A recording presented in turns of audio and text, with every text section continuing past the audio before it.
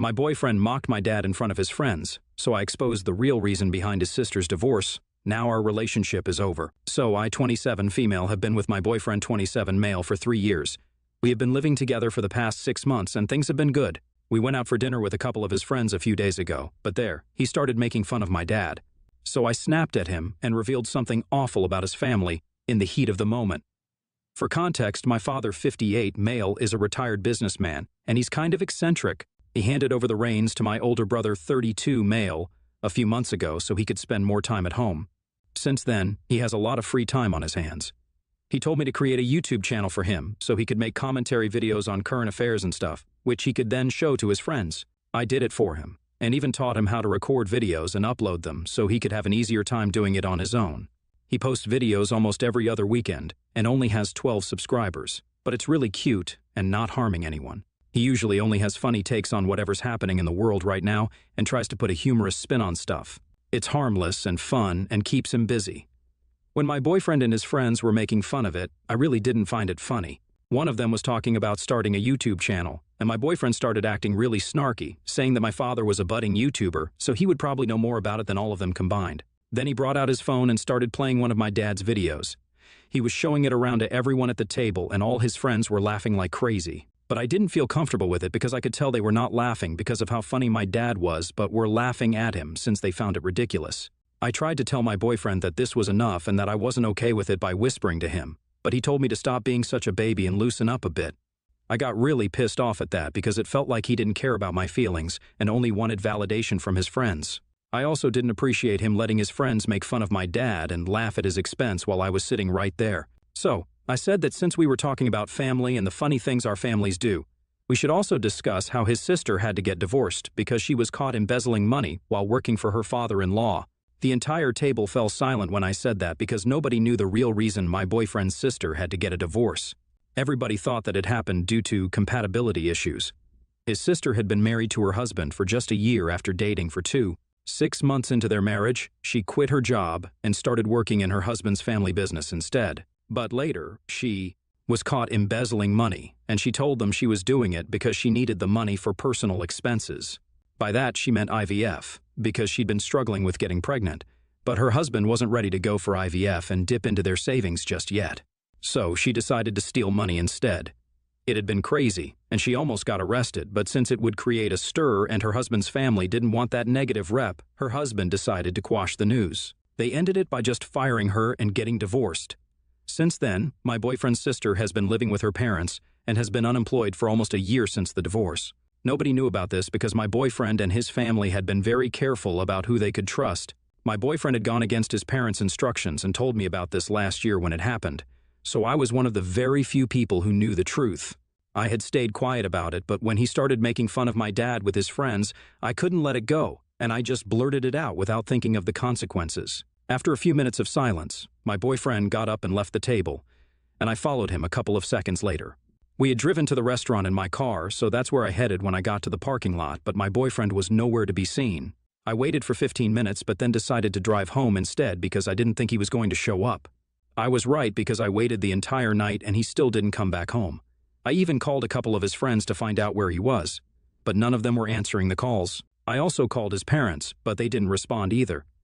I regretted saying what I said in the heat of the moment, but I also didn't think it was fair of him to make fun of my dad and expect me to be okay with it. The next day, I didn't go to work and waited for him to come back home instead. He finally came back home around the evening, and he was in fresh clothes. So I knew that he hadn't just been wandering around aimlessly and had spent the night at either his parents' place or with one of his friends. He ignored me and pretended that I wasn't even sitting in the living room when he walked into the house. He looked straight ahead and went to the bedroom and locked himself in. I waited for him to come out, but when he didn't, I decided to go knock on the door of the bedroom. He still didn't respond to me, even as I kept knocking for almost 5 minutes. I started getting really annoyed, so I started banging on the door instead and told him to come out of the room. I had a lot of stuff in the room as well, and it belonged to me just as much as it did to him. But instead of opening the door, he yelled at me from inside the room and told me to leave him alone, that I had lost the right to even speak to him after what I did the other day. I was getting extremely annoyed because he was acting as if I was the only one who had said things they shouldn't have, and he was just completely innocent. So, I told him that the only reason I had brought up his sister's divorce was because he was making fun of my dad right in front of me and allowing all his friends to laugh at his expense while telling me not to intervene. So, he told me that what he did wasn't even meant to be insulting, and I was taking it personally only because I was embarrassed about what my father was doing online. I honestly don't think that's true because I've shown my dad's videos to lots of other people, like my friends and even some CO workers, and they have found it amusing. So, his theory that I was embarrassed about what my father was doing, and that's why I lashed out at him instead, was invalid. But he insisted that he didn't mean to make it seem like he was laughing at my dad's expense, and said that he was appalled that I had such a low opinion of him. He reminded me that I had shown him my dad's videos several times before this ever since he started posting them on YouTube, and he had always been supportive of it, so it wouldn't make sense for him to make fun of it now. I explained to him that I thought he was showing it around to his friends and letting them laugh at my dad because he wanted their validation. He couldn't exactly blame me for thinking along those lines when that's exactly what it looked like. He got even more defensive when I said that and told me that he was secure enough in himself and wasn't a teenage guy who needed his friends to laugh at his jokes just to feel vindicated. He then told me that even if that's exactly what he was doing, and whatever I was saying was true, I still had no right to bring up something so personal just to get back at him. His sister's divorce had been a really bad time for him and his family, and I had made a mockery of it by bringing it up in front of his friends. He said that I had humiliated him and his family, and that he could never face his friends again, thanks to me. He didn't think that his making fun of my dad warranted such an extreme reaction. We kept going in circles until he finally opened the door of the bedroom and let me in. He seemed extremely upset and told me that what I had said was 1,000 times worse than what he had done, and that there was just no comparison between the two. I told him that he hurt me when he was making fun of my dad, and in the heat of the moment, I ended up saying something that I really shouldn't have. I did regret it, but if he continued to defend himself instead of just apologizing to me for hurting my feelings, then we would never reach a conclusion. He paused for a second and then told me that I still didn't understand the gravity of what I had done. Then he informed me that his parents were planning on filing a defamation lawsuit against me for talking about his sister's divorce among his friends. I thought he was joking, but then he told me that he was quite serious. He had gone to his parents' house after dinner and had spent the night there. He had told them everything, and they were very upset with me.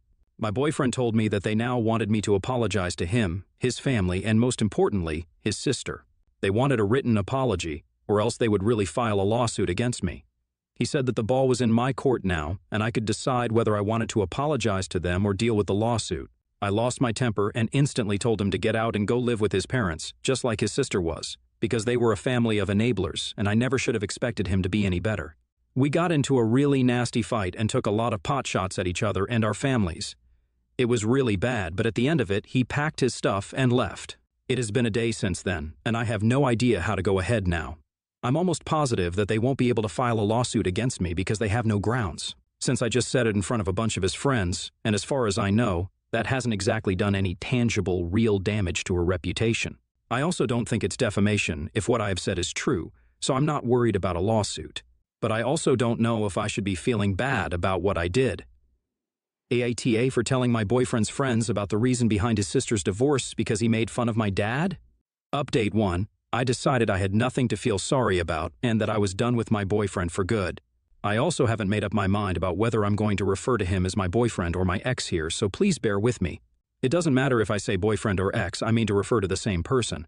But anyway, he can't just make a mockery out of my dad just to get a few laughs out of his friends and then expect me to be all right with it. That stuff's not going to slide with me, and I'm actually pretty relieved that he left before I had to kick him out. This just means less of a hassle for me, since the trash took itself out. Also, a lot of you had asked me the name of my dad's channel, and as much as I would love to tell you guys, I can't because that would end up revealing my identity. I do hope you guys come across his channel organically at some point, but I'm afraid I can't exactly share it with you guys, and I'm really sorry about that. I told my father about this incident a few days ago since it's been 5 days since my boyfriend left, and my dad seemed a little hurt because he liked my boyfriend, and they used to really get along. I didn't intend on sharing it with him because I didn't want to hurt him, but they were having lunch together, and he could tell that I was upset about something, so he kept asking me until I finally told him the truth. He tried his best to brush it off and act like it didn't bother him, but I knew him just as well as he knew me, so I could tell that it got to him, that my boyfriend had been sitting around with his friends making fun of him. I told him that I broke up with him over it. I skipped the part about me bringing up his sister's divorce to get back at him because I knew that my dad would not like that. He's a very passive guy who doesn't like getting into fights and has raised me to be the same way, so he wouldn't like the fact that I dealt such a low blow to my boyfriend, even if it was for his sake. I haven't heard back from my ex yet, and there has been no lawsuit so far. I'm guessing that was just a bluff to get me to apologize, which didn't work because I'm not scared of them. I know he's going to be back because there's still a lot of stuff that he left in my house, and he will have to come back and get it. I just hope that it happens soon because I want to forget about him altogether. It's not going to be easy because we had been together for a really long time, but it's over now, and there's no going back from what happened. Update 2. This morning, my ex texted me before work and told me that he would come by in the evening to pick up whatever he had left behind. This was the first text I'd received from him after our breakup, and it's been almost 2 weeks since that took place. All his friends have blocked me on social media, and so has his sister. I've got to say, I did see that coming, and I'm not surprised. He's the only one who hasn't removed me yet, but I think after today, he might too. I texted back that I would be home at 6 because I had to work overtime today, and we decided that he would come by at 7:000, collect his things, and then leave. I was a nervous wreck once I got back home from work, and the waiting was the worst part because I had nothing to do and my brain was in overdrive. I was dreading seeing him because it had been quite a while since we broke up, and I had been avoiding even looking at his picture since then. I wish I could say that I've moved on completely, but I haven't, and I still find myself missing him despite myself. So, before he came by, I had a few glasses of wine to calm my nerves and not act like a nervous mess. When he finally came around, I left the bottle out on the coffee table, which turned out to be a mistake because when he came by and I opened the door to let him in, the first thing he noticed was the bottle of wine and gave me a weird look. I wanted to explain to him that I hadn't turned into an alcoholic because I was missing him, but I didn't say anything because I didn't want to make it weirder than it already was. We didn't say anything to each other, and he just headed towards our room and started packing quietly. I decided to sit on the couch and stick to scrolling on my phone because I didn't know what to do with myself while he was there. After about 20 minutes, when he was done packing, he came back out into the living room and told me that he was leaving. I didn't know what to say, so I just nodded and went back to my phone. He asked me if I had nothing to say to him because this was probably going to be the last time that we saw each other. Truth be told, I had so much to say to him, but I didn't even know if it was worth it, and that's what I told him. He just sighed and said that he had talked his parents out of filing a lawsuit against me because he still loved me, and then waited for me to react to that. If I'm being really honest, I don't think I loved him anymore, not as much as I used to. But I couldn't say that to his face because it would be just incredibly hurtful. So instead, I told him that I also would have loved to make things work. But after the last fight that we had, I couldn't bring myself to even consider continuing the relationship because he had been really disrespectful towards my father. And the worst part was that he didn't even see anything wrong with it. He tried to argue and defend himself again, but I interrupted him and stopped him before he could say anything since I didn't want to get into it once again. I knew that it would just lead nowhere and we would end up fighting again. I wanted things to end on a good note, so I told him the arguing would be a waste of time. He didn't say anything and told me that he would be waiting for my call in case I changed my mind. But I don't think that I will change my mind. I do miss him, and I wish we could get back together and make things work, but there are certain things that are just too difficult for me to work past. And insulting my father and then threatening to file a lawsuit against me were just a couple of things I couldn't get over so easily. So no, I don't think I'll call him, and it's going to break both our hearts, but it's for the best. I sincerely hope that he blocks me and moves on. That might make everything a tad bit easier for both of us. Update 3. It has been 3 weeks since my ex last visited to grab his things from my house, and yesterday, I ran into a friend of his at the mall. This guy had been present at the dinner party on the day when the incident took place, and I half expected him to run the other way when he saw me since he also blocked me on social media. But, to my surprise, he started walking right towards me instead and came up to me to talk. I hadn't been expecting that, so I was caught off guard. He greeted me and told me that he wanted to talk to me about what happened on the day of the party. I didn't know what this guy could possibly want to talk to me about since the damage had already been done, and it's not like they had any direct involvement in the incident. So I told him to go on, and I was quite shocked when he apologized to me for laughing at my dad's videos. I hadn't seen that coming at all, and it took me a few seconds to realize that this guy was actually apologizing, something that not even my ex had done, even though it was his fault. It took me a few seconds to process it, but then I told him that I forgave him and that I didn't really hold this against them because they were not my boyfriend. They didn't owe it to me to be nice. It would have been great if they didn't laugh and ridicule my father, but I was honestly more disappointed in my ex than with them. He told me that he still wanted to apologize because clearly that had hit a nerve with me, and they regretted it because eventually that's what caused our breakup. So I told him to forget about it and that it was nice and expected the conversation to be over. But he still didn't walk away and said that he had a couple more things to tell me. Now that really made me curious because I didn't think that we had anything more to discuss. He and I were not friends. We occasionally talked to each other whenever we met because of my ex, but apart from that, we didn't know each other personally. So I couldn't imagine what more he had to say to me, but I could tell that this could be important from the look on his face. I ended up agreeing to hear him out, and we went to the nearest coffee shop so he could say whatever it was that he had to tell me, since it was apparently a long story. As soon as we had ordered coffee, he started off by saying that my ex had been in touch with them after he left the restaurant on the day of our fight. They had a group text together, and he had been consistently whining there about how I was overreacting, and that I had no right to say such things about his family. He was trying really hard to make it seem like I had made that up about his sister's divorce, and most of the guys in that group actually bought it, except for him. All the guys were actually egging him on to get me to apologize to him in writing, and one of them even suggested that apologizing to him alone was not enough. I had to apologize to his family and his sister as well. His friend told me that he hadn't actually left the restaurant to go to his parents' house like he had told me, but instead went to one of their friends' houses, the one who was celebrating his birthday, and spent the night there. Soon after I had pulled out of the parking lot, the rest of them had also left the restaurant and reunited with my boyfriend at their friend's house. They spent the night plotting against me, and they came up with a plan to scare me into apologizing by saying that his parents were going to file a defamation lawsuit against me if I didn't.